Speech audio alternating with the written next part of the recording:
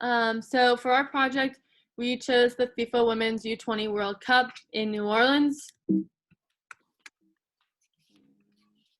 So for the event overview, the FIFA U-20 Women's World Cup started in 2002. The first game was held in Canada. The age limit was 19, but then in 2006 was raised to 20. During this tournament, 16 national teams will compete, coming to around 336 athletes. In the 2018 games, there were a total of 76,000 fans. So why we chose New Orleans? New Orleans is known as the Crescent City, or the Big Easy, home to many festivals and large-scale events. The city also supports its local teams, the New Orleans Saints and the Pelicans. We've also previously hosted the Super Bowl, College Football National Championship, NCAA Women's Final Four, U.S. Women's National Game, and the Zurich Classic every year. Geographically, New Orleans is located between the Mississippi River and Lake Pontchartrain. Known for its history and historic building, it ranges 5 feet below sea level, and then levees were built to help protect the city from flooding. The population of New Orleans is around 400,000. It's the largest city in Louisiana. The median age is 36.3 years old, and the gender makeup is about 53% of women and 47% men. Baton Rouge, which is our second location, is the second largest city in Louisiana, coming to about 220,000 people. The median age is 31.2 years old. Gender makeup is about 53% women and 47% men. Lafayette, our third location, has a population of about 126,000. The median age is 35.1 years old. Gender makeup is about 51% women and 49% men.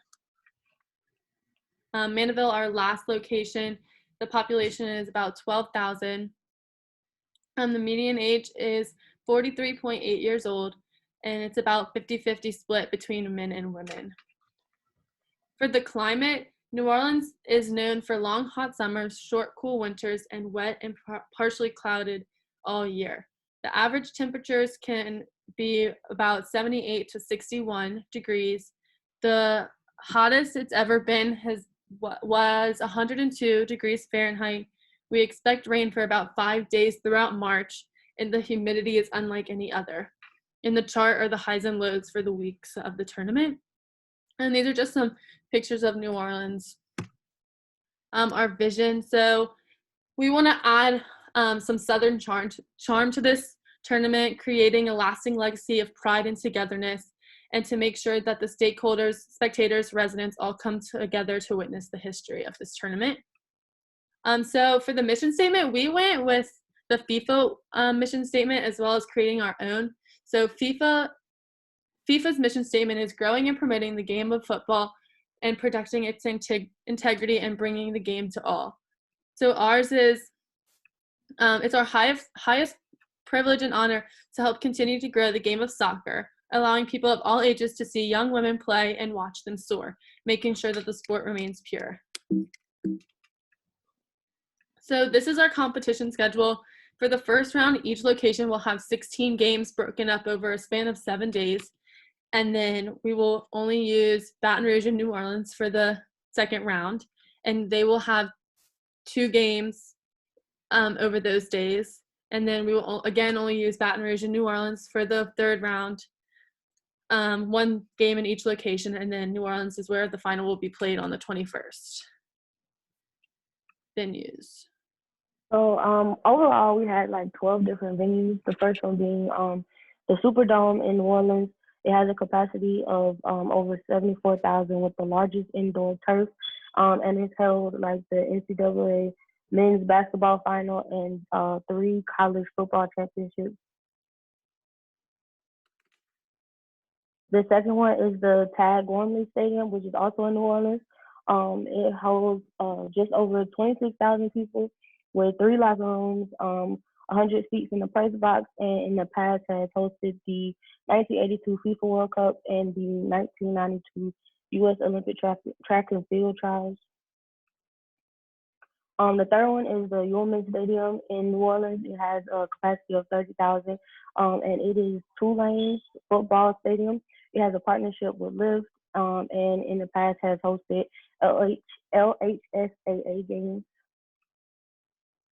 And then the Joe Yeni Stadium in Kenner, it's a high school stadium, and it has a capacity of 7,500, and it is a multi-purpose facility.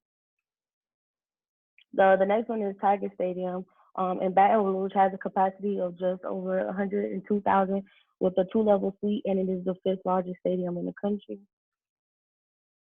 And then the A.W. Mumford Stadium, which is Southern University football stadium in Baton Rouge. It has a capacity of 28,500 with waterproof seats. It hosts Southern University's women's soccer team matches, has synthetic turf, coaches' offices, and 8 luxury boxes. The Raising Cane's River Center Arena in Baton Rouge has a capacity of 8,900. It hosts over 500 events a year. It has 8 dressing rooms, 2 box offices, and 30,000 square foot floor space.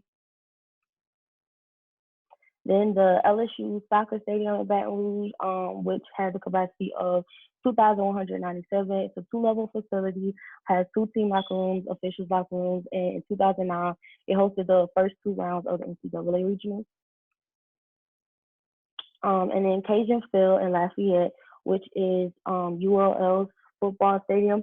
It has a capacity of the New Orleans bowl game, and then some of the 2 ball games.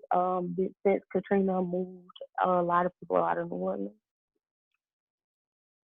And in the MLT Moorfield in Lafayette, which is ULL's baseball park, it has a capacity of just over 6,000. Has a padded outfield, press box, synthetic turf, and then dugout for like team discussions and roundups. And then the Sydney Terrio Stadium in Mandeville has just over 3,000 seats. It is a high school stadium with natural grass, and it hosts the high school soccer matches. And then the last one was the North Shore Stadium, which is another high school stadium that hosts North Shore's high school soccer matches with just over 3,000 capacity and natural grass. And then this is a venue map, which just shows the traveling times from city to city.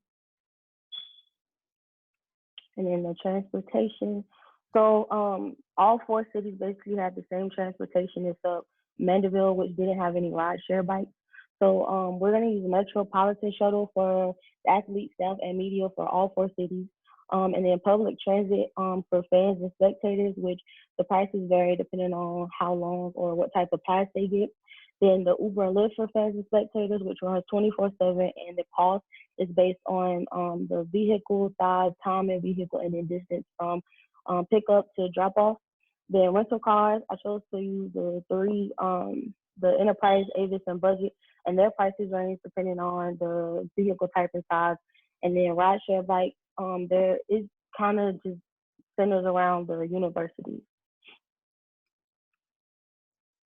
As far as hotels and accommodations, we have 4 cities, and so we have 4 hotels chosen in each, 1 hotel chosen in each city, so 4 hotels total. And these are the ones that are going to be firstly used for the athletes and staff and media, and then additional rooms can be open to the public. We chose the Hyatt Regency in New Orleans, which has over 1,000 rooms available and prices starting at $152 a night. They also have several meeting rooms and ballrooms and banquet rooms that have capacities of up to 4,300. And the approximate total price for 1 room for the entire event is about $2,000. In Baton Rouge, the Renaissance Hotel has over 250 rooms available, starting at about $130 a night. And this space would be needed for most of the event, but not all of it. So it comes out to about $1,500 for the entire. In Lafayette, we chose the Courtyard Lafayette South with about 94 available rooms, starting at $121 a night. And the cost for the first week, which would be the first round, which is when we're in Lafayette, would be about $850 for 1 room. And then the Holiday Inn in Mandeville has about 98 rooms available, starting at $96 a night. This would also only be needed for the first week, and the approximate total cost for one room is about $670. With our budget, we broke it down into expenses and revenue, and we didn't have a lot of resources to base our budget off of, since there isn't any published past budgets of this event. So we based all of our research off of FIFA's financial statements, as well as comparing it to some other events of similar scale that have happened and budgets that we could find, and we scaled them down from the Women's World Cup as well. And so basically we have our costs for our venues coming to about $7.75 million, wages $1.5 million, marketing and advertising $4.10 million, prize and medals about $1.5 million, travel and accommodations $2.7 million, and food about $3.06 million. So our total cost is coming out to around $20.6 million, which compared to other events is looked about right. So for our revenue, again, with what Mary said, it was really hard to find numbers that we could even base stuff off of. So for the ticket sales, the Women's World Cup made a lot more than we did. So we tried to scale it back as much as possible. So we came out to it thinking that if we sold 67,000 tickets at $20 a piece, we would come out to about $1.5 million. From merchandise, we really just kind of ballparked it. Sponsorship was all based on how much we chose for the sponsorship packages later in the presentation. Broadcasting, we also scaled down how much the World Cup made and thought that was a good number. So we came out to a total of $165.4 million in revenue. All right, so for the marketing plan, start off with the SWOT analysis. I think there's a lot of strengths with having the event here. First and foremost, New Orleans is very well experienced in tourism and was more than capable of handling an event like this. Lots of stadium options, like we said, and it'll bring in lots of revenue across the state. Obviously, there's going to be weaknesses. There's not a huge soccer following in the state, and the weather is typically hot and humid. Opportunities, again, bring in revenue across the state, global exposure for the state of Louisiana, and increased exposure of soccer throughout the state. And threats, Louisiana is known for constantly holding festivals, so this could be seen as competition. And we have a huge American football following, and New Orleans has just taken a huge hit in the global pandemic, COVID-19. So for STP, our marketing segmentation and positioning of our event, for marketing segmentation, we took into account our location as a tourist hotspot, and our target markets include soccer players, fans of soccer, small local businesses, and soccer fans.